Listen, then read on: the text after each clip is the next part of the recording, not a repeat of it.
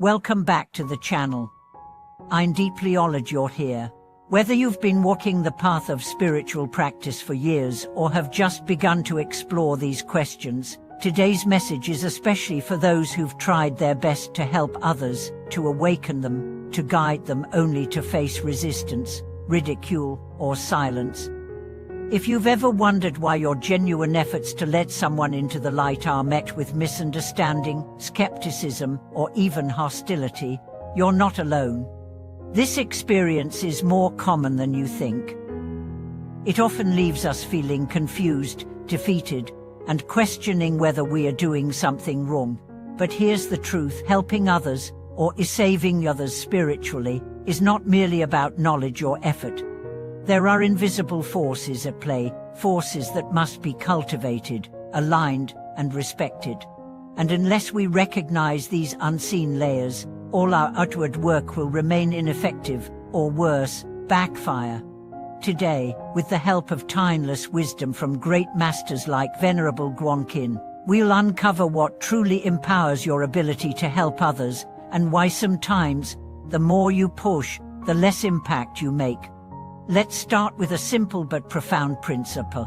You cannot lift someone higher than your own spiritual foundation allows. This might sound harsh, but it's liberating when fully understood. We often try to convert others too early. A friend finds meditation and instantly wants their whole family to meditate. Someone reads the Dharma and immediately feels compelled to preach it to everyone they meet. The enthusiasm is beautiful, but it often crashes into reality. People mock them, family members resist, friends turn away. Why? Because truth cannot be forced. Light must be lived. There's a story from Guanyin's life that illuminates this beautifully. In his early years, Guanyin was a silent servant in a monastery. He couldn't read, he didn't preach, he didn't wear fancy robes. He just swept floors, cooked meals, and served others. People didn't see him as a teacher. He didn't see himself as one either. But as the years passed, his presence began to affect people. Just being near him made people calm. Angry monks softened, visitors stayed longer. Strangers cried in his presence without knowing why. Eventually, he became known as a realized being, not because of what he said, but because of what he embodied. That's the key. Real influence begins not with speech, but with silent power.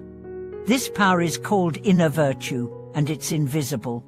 It can't be measured by how many books you've read, how many mantras you chant, or how many spiritual friends you have. It's measured by the depth of your sincerity, the purity of your intentions, and the steadiness of your heart. And it creates a field. Yes, a literal energetic field. Science has begun to hint at this through studies of human magnetism and heart coherence, but ancient wisdom has known it for centuries. A calm person emits calm. A loving person radiates love. A wise person changes the atmosphere of a room without saying a word. This is why Guanyin could save others without speaking. He wasn't trying to convert anyone. He was simply living the Dharma. And because his life was aligned, the universe itself supported his mission. That's the next piece of the puzzle: support. You see, spiritual influence isn't a solo act. It requires backing from invisible allies, protective deities, unseen benefactors, ancestral blessings, and the field of collective virtue. When these are in place, your words carry power. Your silence heals, your presence uplifts, but when they're not, your efforts feel like pushing a boulder uphill. So how do you cultivate this invisible support? Not by begging for it, not by pretending to be holy, but by doing the real, hard work of inner transformation. That means clearing resentment, releasing judgment, healing your trauma, practicing what you preach, living your truth even when no one is watching. It means not just knowing the teachings, but becoming them. It means sitting through your own darkness until you become a light others can trust. And it means letting go of the need to save anyone at all. Yes, that's right. The paradox is this: you become most effective at helping others when you no longer need to help them. When you can look at someone lost in illusion and not panic. When you can sit beside their suffering without trying to fix it. When you can love them without conditions, without timeline, without needing them to change. That's when real transformation begins. Because here's the truth: most people don't resist your wisdom. They resist your urgency. They resist your pressure. They resist your unspoken judgment that says, "You're broken and I'm here to fix you." No one wants to be a project. Everyone wants to be seen. So the next time you want to help someone spiritually, pause. Ask yourself, do I truly see them? Or do I only see who I think they should be? Can I love them as they are? Even if they never change? Even if they never thank me? Even if they walk away? This is the test. This is the fire where ego burns and compassion rises. Only then will your presence become medicine. Only then will your words start to land. Only then will your actions align with unseen support. And that's when the miracles begin.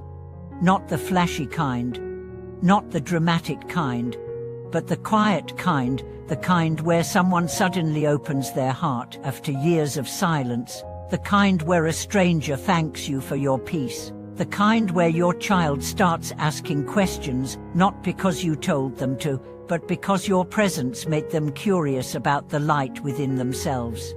This is real influence, and it requires patience, lifetimes sometimes. But every effort counts.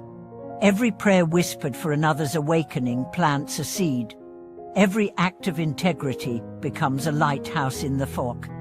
You may not see the results now, but the universe sees and responds. So trust the process. Keep walking your path. Keep loving without needing to change anyone. Keep shining, even when no one notices. Because light doesn't need an audience. It just needs to be what it is. Thank you for watching this video. If this message resonated with your heart, share your experience below. Have you tried to help someone and felt defeated? Let's support each other in this sacred work. Subscribe, like, and join our growing family of sincere seekers. Together, we are building a world where compassion leads, truth guides, and love transforms. Until next time, may you be the light that helps others see, not by force, but by being.